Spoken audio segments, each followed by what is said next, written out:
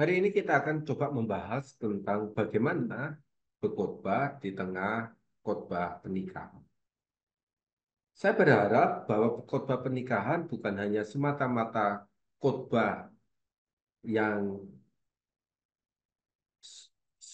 dipakai untuk mengisi liturgi yang ada, tetapi khotbah pernikahan merupakan khotbah dasar yang memberikan kepada kita bimbingan, harapan kepada pasangan yang baru menikah. Dan khotbah itu juga mengajarkan tentang sebuah panggilan, tentang kehidupan berumah tangga. Tetapi khotbah pernikahan, saya juga berdoa itu akan menjadi sebuah khotbah yang membawa sebuah perjalanan kehidupan kerohanian antara keluar pasangan bersama dengan Tuhan, bahkan generasi yang akan datang bersama dengan Tuhan. Oleh sebab itu saya sangat mengharapkan bahwa khotbah pernikahan dan khotbah yang harus kita persiapkan dengan sungguh-sungguh. Karena karena di dalamnya ada begitu banyak faktor yang akan sangat mendukung. Meskipun kadang-kadang kita anggap sepintas lalu. Tetapi khotbah pernikahan akan membawa sebuah dampak yang sangat luar biasa bagi kita. Dan bagaimana kita mengkhotbahkan khotbah pernikahan itu dengan menyentuh hati. Khotbah pernikahan yang sangat menyentuh. Setidaknya pada hari ini kita akan membahas bagian itu di dalam preaching prestasi kita. Rekan-rekan hamba Tuhan, para pengkhotbah, bagaimana cara membuat khotbah kita ini khotbah yang menyentuh hati.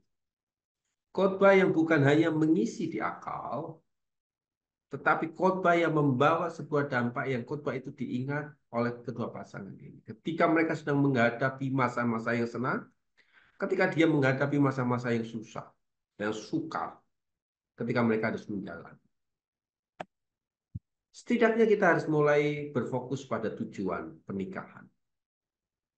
Di dalam video kita yang lalu, saya sudah menyampaikan beberapa pagar-pagar penting yang perlu kita fokuskan di dalam kita mulai menyusun khotbah pernikahan.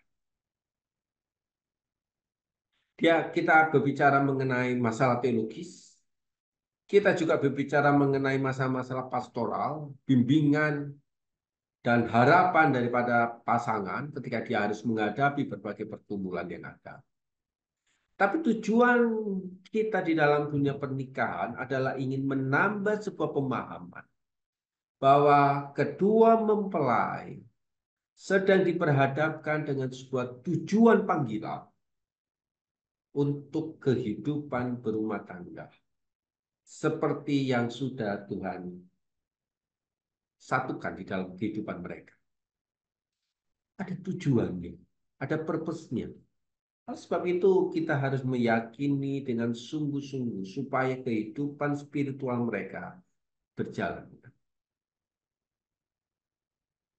Fokus pada tujuan pernikahan, yaitu membawa mereka semakin dekat kepada panggilan Allah di tengah-tengah kehidupan rumah tangga mereka. Tentu saja keterlibatan Allah, tentu saja bagaimana mereka mengandalkan Tuhan, tentu saja bagaimana mereka berjalan bersama dengan Tuhan. Itu menjadi bagian yang tidak bisa kita lepaskan. Yang kedua, bagaimana khotbah yang menyentuh hati adalah khotbah yang menggunakan ayat-ayat firman Tuhan, yang memiliki hubungan, yang memberi harapan kepada mereka semua. Ketika mereka sedang menghadapi konflik, bagaimana mereka harus menghadapi masa-masa yang sukar. Ketika mereka harus menghadapi perkataan yang tidak disengaja keluar dari salah satu pasangan mereka. Bagaimana cinta kasihnya, cinta itu mulai padam. Itu harus dikembangkan lagi. Bagaimana kesibukan keseharian mereka mulai menghindari kehidupan pelayanan agama.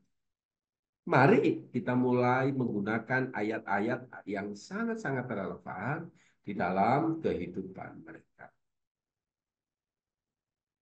Yang ketiga, ini yang paling perlu, yaitu memberikan contoh dan ilustrasi bagaimana Anda, seorang pengkhotbah, di dalam kehidupan sendiri menjalaninya. Bagaimana karakter Anda ketika kehidupan berumah tangga itu ada. Bagaimana menjalani permasalahan-permasalahan engkau dengan pasanganmu bersama dengan Allah.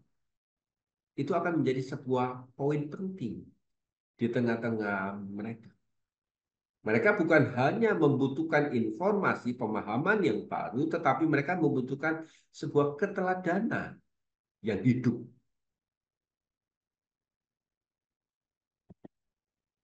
Mari kita mulai menampilkan kesadaran untuk saling bertanggung jawab.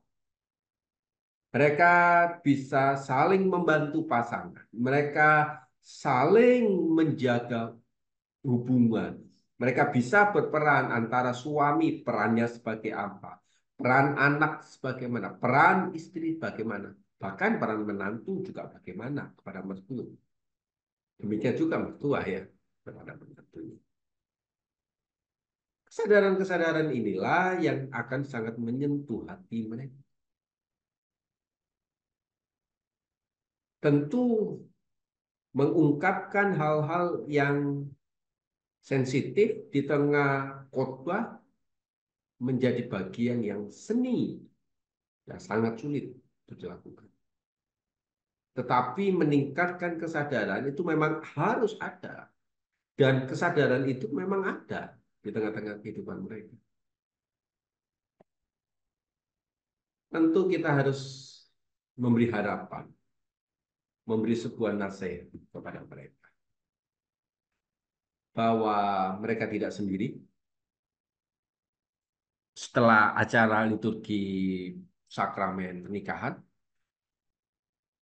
mereka tidak sendirian.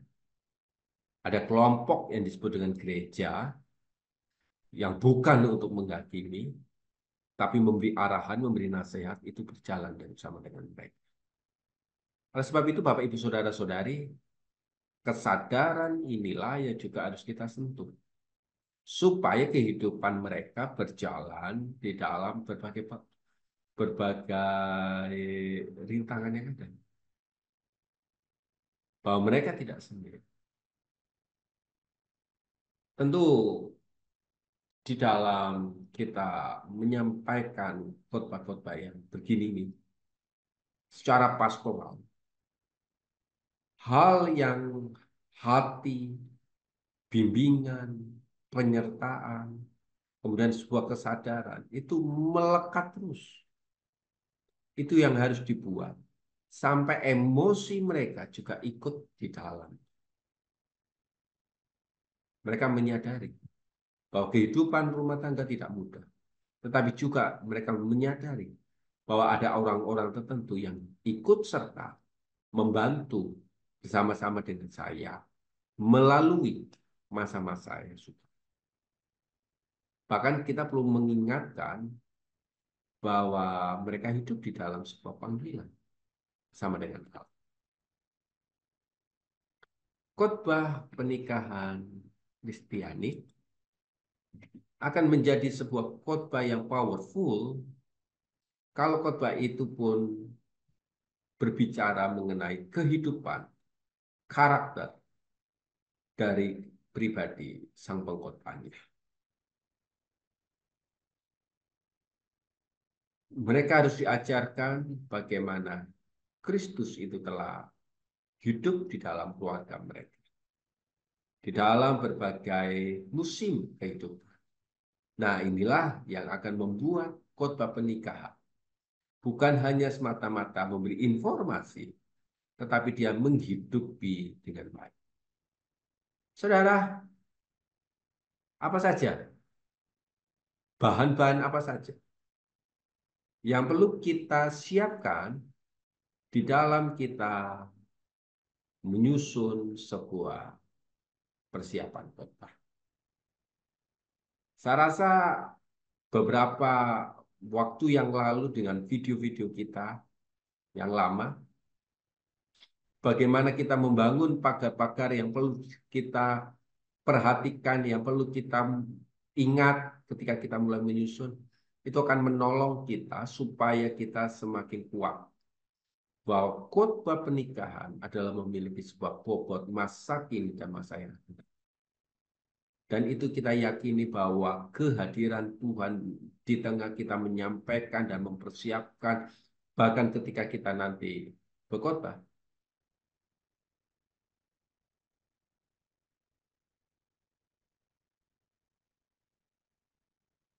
akan membawa sebuah dampak yang besar untuk kerajaan, untuk keluarga mereka. Kiranya Tuhan memberkati kita semua.